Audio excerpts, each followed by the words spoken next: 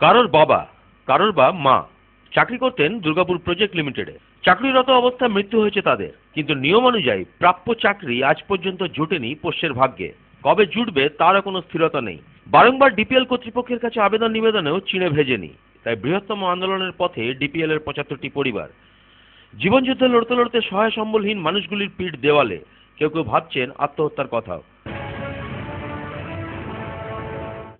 DPL এর কাছে আমরা অনুরোধ করছি কি আমাদের চাকরিটা যত তাড়াতাড়ি দেওয়া যায় তত তাড়াতাড়ি আমাদের এতজন পরিবারের পক্ষে মঙ্গল। কেন আজ ৫-৭ বছর হয়ে গেল আজ আমাদের পরিবারে কেউ একজন চাকরি করে না। আমরা দিনের পর দিন এত কষ্টের মধ্যে দিয়ে যাচ্ছি যে আমাদের খাওয়া দাওয়া থেকে শুরু করে সমস্ত কিছু দৈনন্দিন জীবনে মানুষের যা যা দরকার পড়ে সেই সমস্ত কিছুতে আমাদেরকে বহুত প্রবলেম ফেস করতে হচ্ছে। আজ চাকরিরত অবস্থায় হঠাৎ করে একজন মানুষ চলে গেল। সবার ফ্যামিলি রয়েছে, এই ছোট ছোট ভাই বোনরা, আজকে আমাদের সুইসাইড করা ছাড়া আর কোনো পরিস্থিতি নেই। মাথার একটা ছাদ নেই, কোথায় গিয়ে দাঁড়াবো, কেউ একটু হেল্প করার নেই। আর পয়সা দিয়ে তো কোনো মানুষ আমাদের হেল্প করতে পারবে না। তাই আমাদের প্রাপ্য চাকরি, যেটা আমরা ডিপিএল এর কাছে অনুরোধ করছি যে আমাদের যত তাড়াতাড়ি সম্ভব হোক যাতে আমাদেরকে হেল্প করলে এতগুলো পরিবার যাতে যে কষ্টের মধ্যে দিয়ে যাচ্ছে সেই কষ্ট থেকে যাতে উদ্ধার হতে পারে। আমরা ডিপিএল এর দুয়ারে গিয়ে গিয়ে চোখের জল ফেলে ফেলে ঘরে ফিরে এসেছি।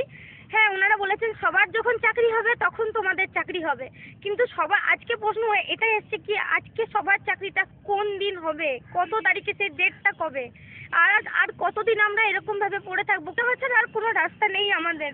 এই ছোট ছোট ভাই বোনরা রয়েছে, নিজের ভাই রয়েছে, মা রয়েছে, তাদেরকে মারতেও পারছি না, নিজে মরতে পারছি না, আত্মহত্যা করতে পারছি না, ব্যাস এইটুকুনি পর্যন্ত এখন অবধি দাঁড়িয়ে আছি। কিন্তু যদি সেইটুকুনিও যদি সহযোগিতার হাত বাড়িয়ে না দেয় তাহলে মরা ছাড়া আর কোনো উপায় আমাদের থাকবে না।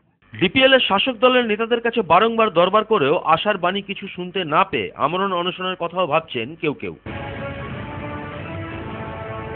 কারুর হাজব্যান্ড, কারুর মা যারা চাকরি করতেন তাদের আমরা পোষ্যঘর। তো দীর্ঘদিন ধরে আমরা এটার জন্য অবহেলিত। আজকে 2012 থেকে আমরা এটার জন্য চিঠি যতজনকে করার, ম্যানেজমেন্টকে চিঠি করা, আমাদের যতজন কর্তৃপক্ষ আছে যারা এখনও দায়িত্বপ্রাপ্ত ভারপ্রাপ্ত রয়েছেন তাদের সবাইকে আমরা চিঠি করেছি। তার প্রত্যেকটা এভিডেন্স কবে কবে আমরা ম্যানেজমেন্টকে বা কর্তৃপক্ষকে আমরা চিঠি করেছি সেটা আমরা জানিয়েছি, কিন্তু কারুর তরফ থেকে কোনো রকম কোনো সদুত্তর আমরা পাইনি।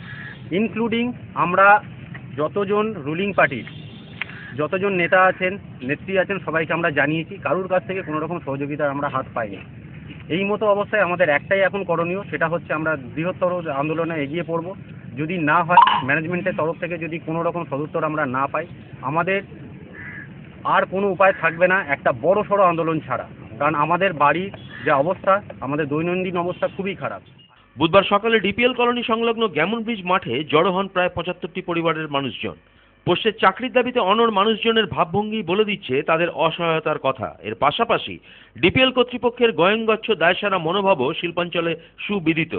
তাই আগামী দিনে সেই আন্দোলনই হাতিয়ার হতে চলেছে বিপাকে পড়া ৭৫টি পরিবারের। সুব্রত দে, ক্যানভাস টাইম, দুর্গাপুর।